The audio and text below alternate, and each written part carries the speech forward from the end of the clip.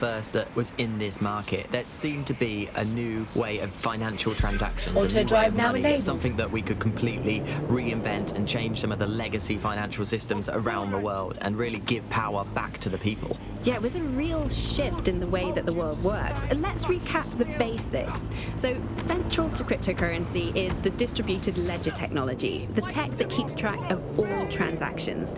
And what this means is you can have a decentralized system without having to trust any one party, like old-fashioned banks. One of the reasons why I got involved so early was that you could stay anonymous. Yeah, the features of cryptocurrency very much fit into that early mindset. It was all about finding an alternative to centralized systems. It was kind of a countercultural punk ethos.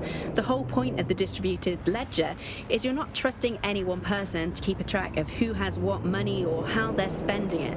It's all out there in the open for anyone to see, and yet you can remain secretive.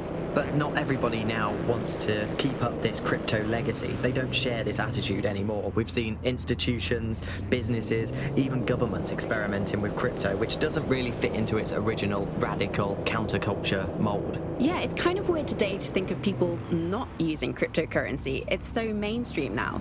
You know, I'm almost nostalgic for the feel of cash. Good old-fashioned paper and coins. First they changed the paper notes to plastic notes, and now it's just all digital. There's nothing to hold on to. It was great just to be able to have a little bit of money to carry around with you. I think the turning point in the UK really came a few years ago when the pound dropped 10% over just one season.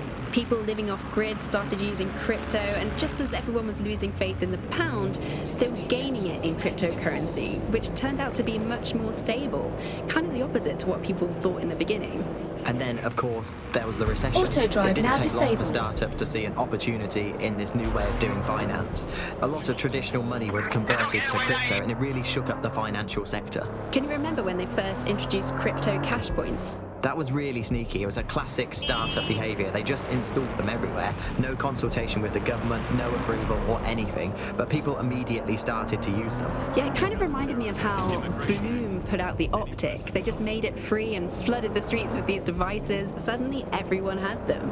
If there's this great option of tech, people are just going to start using it, no matter the cost. Parliament actually tried to put a stop to the cash points, but people were using them so much already. There was outrage. I mean, some parts of London were already using crypto as their primary currency by then. And now, apparently, or at least in theory, crypto is illegal. Yeah, in May this year, economists found that crypto was being traded more than the pound, and banks were not happy.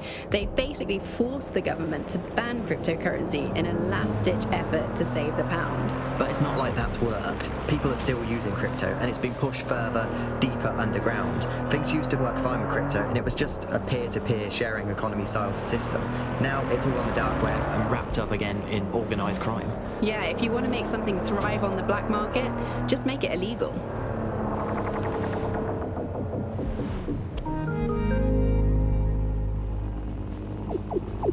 Auto-drive now enabled. Mum, this is boring. I'm out of data. Oh, I was playing that game. Mum! Anywhere, anytime you need us, we're there. Wi-Fi on the fly.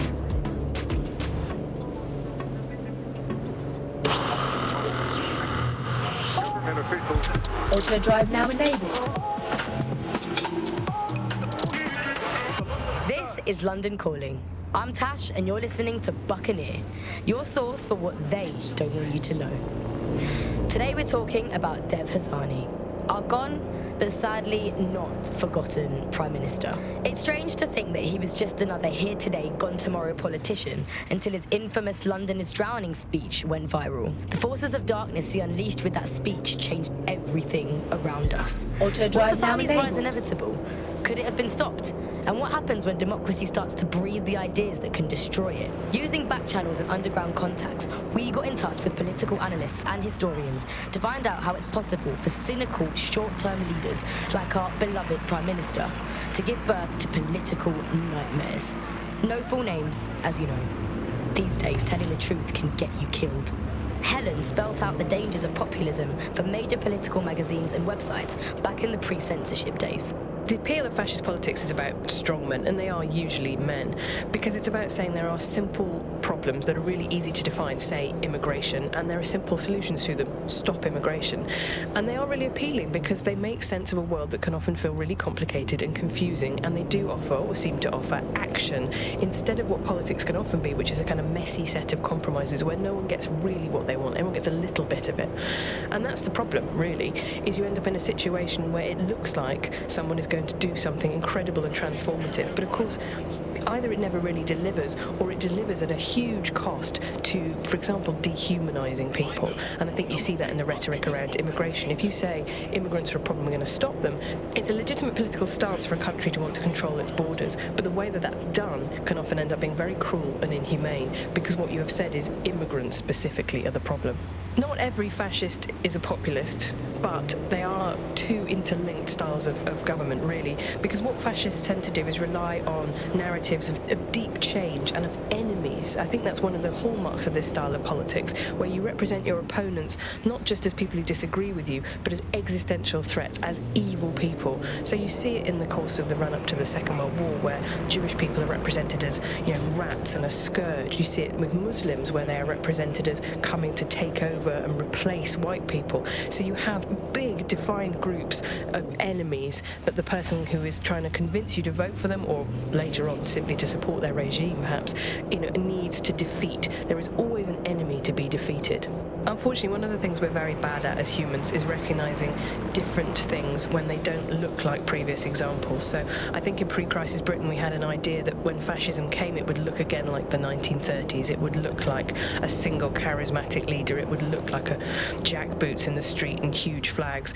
And it didn't look like that. It looked like social media groups. It looked like poisoning the well so that no information could be trusted. It had its own specific flavour, and that, I think, blinded people, as did a kind of complacency that things aren't ever going to get that bad ever again. That's a problem for the past. We're much more sophisticated now. We're not going to succumb to these great moods of emotion where everyone is hysterically listening to a leader. Well, guess what? People don't change that much. Where do authoritarians come from? Before the crisis, Ian was a senior journalist covering the global rise of the strongmen. Populism started to rise as a response to a series of crises. Now, some of these were true, some of them were false. There was a financial crisis. People were poorer. They were less secure than they were. They were looking for easy answers. There was a refugee crisis. I mean, the extent to which that was an actual crisis is frankly questionable. There wasn't actually that many people coming over. But what you had was mainstream news reflecting really quite right-wing rhetoric, portraying what was ultimately a trickle of boat to some major crisis hitting the country. And once you get into that situation, you are primed for having authoritarian leaders with fictitious but easy answers come along with a populist message and basically say to you, look, I will take care of the problem. I will make it all go away.